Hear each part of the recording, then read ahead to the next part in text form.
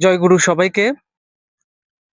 আমরা সবাই রাধাকে চিনি। কৃষ্ণের সাথে সবসময় রাধার একটা ছবি থাকে। হ্যাঁ? সেই রাধাকে আমরা চিনি। কিন্তু বাস্তব সত্য কি জানেন?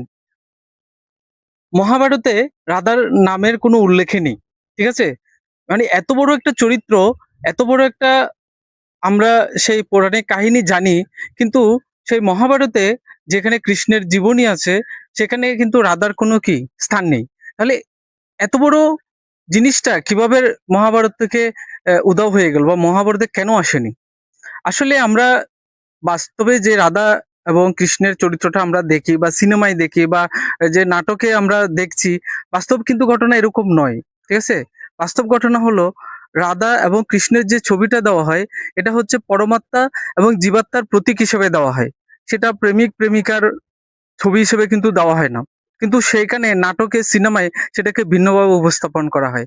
আর রাধা মানে হলো আপনার জীবনী শক্তি বা প্রকৃতি, একটা পুরুষ এবং প্রকৃতি, পরা এবং প্রকৃতি, পরমাত্মা এবং জীবাত্মা এটাকেই নির্দেশ করে। ঠিক আছে? কিন্তু আমরাকে সেটা নানা রস দিয়ে, নানা রং মেখে সেটা নানাভাবে সমাজে উপস্থাপন করি। কিন্তু বাস্তবতা থেকে সেটা আসলে অনেক দূরে। আমাদেরকে সেখানে বিভ্রান্ত করা হয়। রাধা হলো এই প্রকৃতির শক্তি, রাধা হলো জীবনী শক্তি, রাধা হলো লাদিনী শক্তি, রাধা হলো জীবাত্মার শক্তি। ঠিক আছে? সেই জীবাত্মা যেটা পরমাত্মার সাথে যুক্ত হতে চায়, সেটা ভক্তির মাধ্যমে হোক, কর্মের মাধ্যমে হোক, জ্ঞানের মাধ্যমে হোক, যে পথে হোক, সে সেই ভক্তি দিয়ে, হ্যাঁ? পরমাত্মার সাথে যুক্ত হতে চায়। সে আবেগ, সেই অনুভূতি, সেই ভক্তিটাকেই কি রাধা বলা হয়। এজন্য রাধা শক্তির এত গুণ। সেই রাধা শক্তি আমাদের জাগ্রত হলে আমরা পরমাত্মার সাথে যুক্ত হতে পারি। সেই রাধা শক্তিকে জাগ্রত করতে বলা হয়েছে।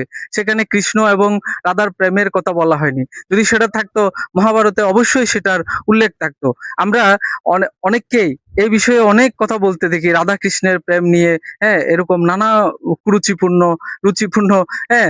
নানা শ্লীলতা, অশ্লীল অনেক কাহিনী আমরা দেখি। কিন্তু বাস্তবে কিন্তু সেটা নয়।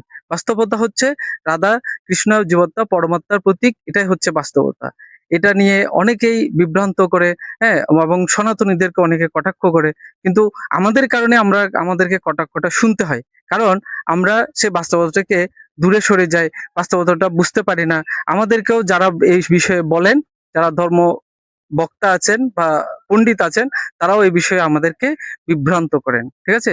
এ বিষয়ে সবাইকে সাবধান হওয়ার জন্য অনুরোধ করছি এবং এ বিষয়ে আরো জানার জন্য আপনাদেরকে অনুরোধ করছি। ধন্যবাদ সবাইকে।